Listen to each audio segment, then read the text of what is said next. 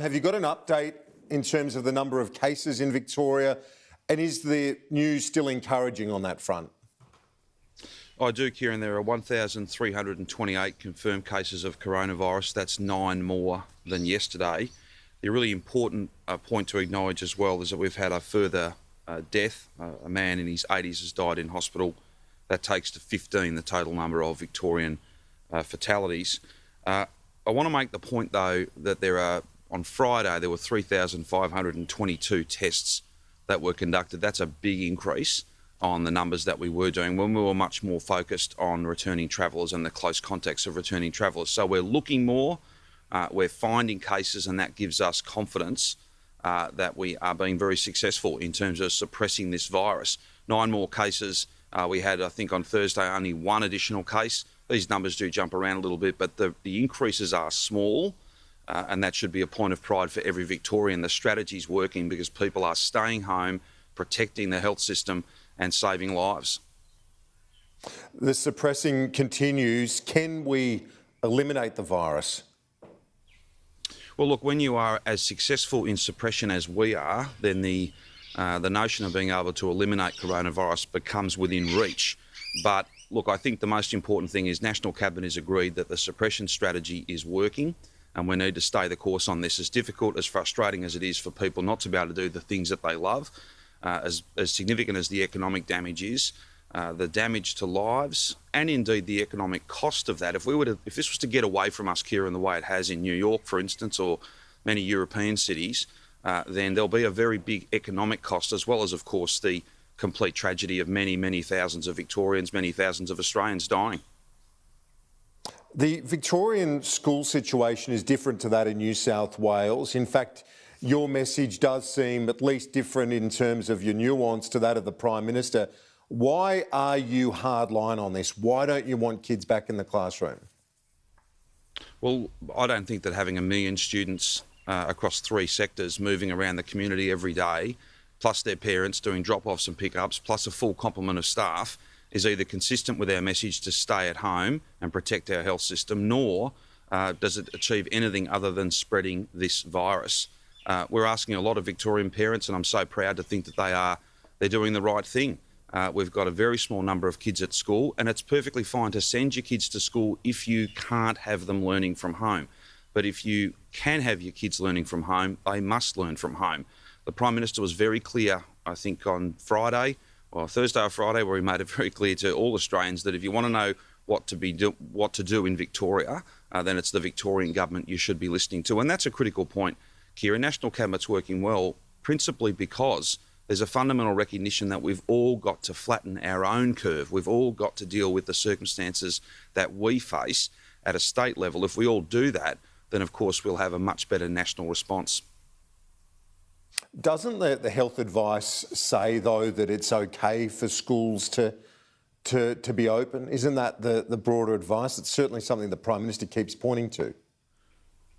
Well, and I'm not finding fault with that, but the Victorian Chief Health Officer has a very firm view, and I follow the advice that he provides to me, and that is that this is inconsistent. What's more, common sense tells you, if you've got hundreds of thousands of parents doing pickups and drop-offs, you've got 1 million students roaming around the state, back and forth to school every day, plus, can I say, tens and tens of thousands of teachers, a full complement, as opposed to the much smaller complement we have at schools now and many more working from home, you'll spread the virus.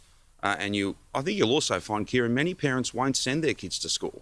So you can't run 2 systems. You've got to have move to online learning and then back that in, be consistent. And I'm really pleased to say we've got 5% of kids going to school. In some individual schools it'll be a little bit higher, but this system is working.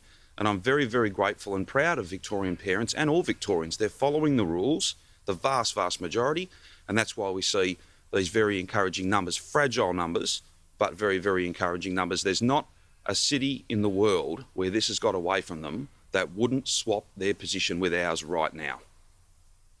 Yeah, I think that's a very fair point. As for the schools themselves, though, when do you hope that the kids will be back in the classroom where they should be? Well, look, we took the position that it was best to give people certainty, and we think these arrangements remain in place for all of Term 2.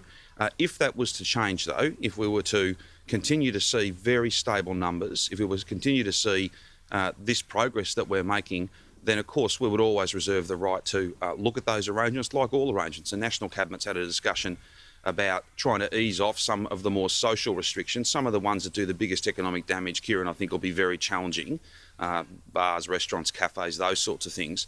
But there may be, in 4 weeks' time, there may be an important opportunity to ease some restrictions where there is a low risk of transmission of the virus but a high reward, either in economic terms or simply saying thank you to Victorians and Australians for the amazing job they've done in following the rules and making sure that this strategy works. Now, there's another death today and we send our best wishes to that person's family, but you compare where we are with New York, with so many European cities, this is the best place to be. There's no question about that because we've got a clear strategy and Victorians and Australians are following those rules and it's working. Can change very quickly though, Kieran. There's been a lot of reaction to your position on golf. I know you're a very keen golfer yourself, but why is it the only state where you can't go and have 18 holes? I know I could speak from personal experience yesterday. I played 18 holes with a friend, didn't touch the flag, didn't shake his hand. We were totally distanced from everyone else. Why is it unsafe? Sure. Well, look, Kieran, we've taken the view that there are many activities that you simply don't need to do. You'd like to do it. Some people, myself included, would love to be doing it. And we are asking a lot of Victorians, and we're very grateful that they are going along with those rules. It is frustrating, but I don't need to play golf. No one needs to play golf. I might want to, but me playing golf simply isn't worth someone's life. And the thing here is that it's not just about people who are socially distanced while they play. It's people milling around in car parks. It's the whole notion that we can just continue as normal is simply wrong. And it undermines the integrity of the overall set of rules, which are having such amazing success. It is fragile, and if we just pretend with one exemption after the other, if you have 500 exemptions, Kieran, you haven't got a rule book. If you do things like letting people go back and play golf, which they don't need to do, then you're hardly sending a message to Victorians that we need to stay the course. We need to follow this through because it can turn really, really quickly. It's frustrating, but it's certainly less frustrating than if you look at what occurred in northwest Tasmania last week. No criticism of Tasmania, they handled it very well, but this can get away from you very, very rapidly. One of the things, I guess, is to maintain support, though, for your position. That it does seem the consensus in Victoria, at least, has afraid with 4 senior Liberals yesterday criticising the Chief Health Officer. What do you say to them? Well, they're not relevant to the work that I'm doing, nor are they relevant to keeping Victorians safe. Some will choose to play politics. That's not my concern. I think they can reflect on that themselves. Ultimately, those who choose to play politics are not so much part of the much bigger and much more important consensus, Kieran, and that is, as Andrew was just quoting you, some very recent research. The vast majority of Victorians know that we are in a really serious fight, and that's why they are following the rules. They are protecting the health system. They're staying home. They're saving thousands of lives. They're not enjoying it. No one is pretending that this is where we'd like to be. But the strategy is working. The gains we've made are fragile, and there's simply, politics aside or silly political commentary from some, we cannot give back all the gains we've made by letting our sense of frustration get the better of us. We have got to stay the course, and that's what Victorians are doing, albeit with a few notable exceptions, and I'm very proud of every Victorian for it.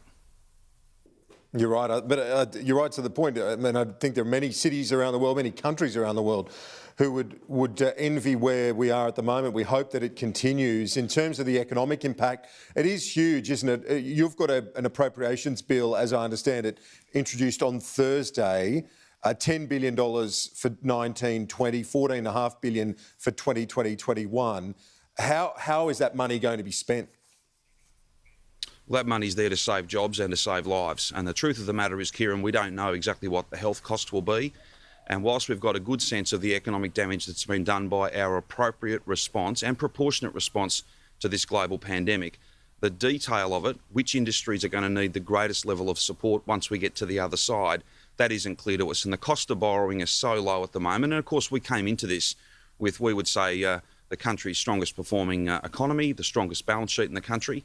So our AAA credit rating really helps us here to be able to go into bond markets and go into global debt markets and secure that additional emergency funding, and then have our budget later in the year, as every other state is doing, and indeed the Commonwealth, to then be really targeted on those that have been hardest hit, those who are carrying the biggest burden, individuals, families, businesses, whole sectors, and of course the health question. We don't know exactly how much money we'll need for the health and welfare of people who may be struck down by this. This is the appropriate thing to do. We don't want to be held back. We want the money sitting there. We don't have to draw down on it, but the facility will be there, and then we're able to draw down on that and really get the biggest benefit for our spend. The Governor of the RBA and the Federal Treasury Secretary briefed the National Cabinet, and basically the message was things can't be the same in a post-virus and post-crisis Australia in an economic sense. What sort of reform do you want to see happen? Look, I think that we were very grateful to have such a frank briefing from Dr Kennedy and from Dr Lowe. And I agree completely. The notion that we can just flick a switch and go back to normal, that everything will just recover and we'll go back to another 25 years of growth. We will need structural reform. The exact nature of that, it's really hard to answer your question, Kieran, if I can put it that way, because we just don't know enough. We don't know enough about how much damage is going to be done. We don't know enough about how much of this will have to be stimulus and trying to pump prime and stand behind those hardest hit sectors.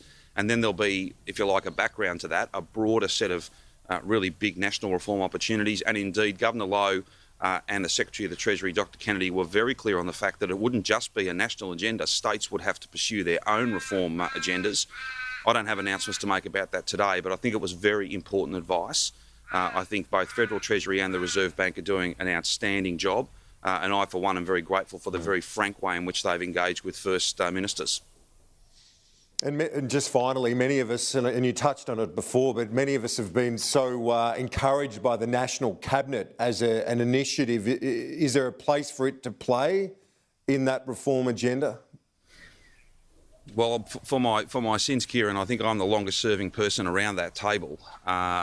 I've been to many COAG meetings. I think the National Cabinet is a much better forum for us to get on and get things done. Now, you would always hope that in a time of crisis, people would rise to that challenge and you'd make good decisions and you'd make them in good time. That's exactly what's happening. But I think many of the elements of the National Cabinet can continue long after the coronavirus is gone, and that'll serve our national interests well. Premier, appreciate your time as always, and let's hope that the encouraging trend continues in your state and elsewhere.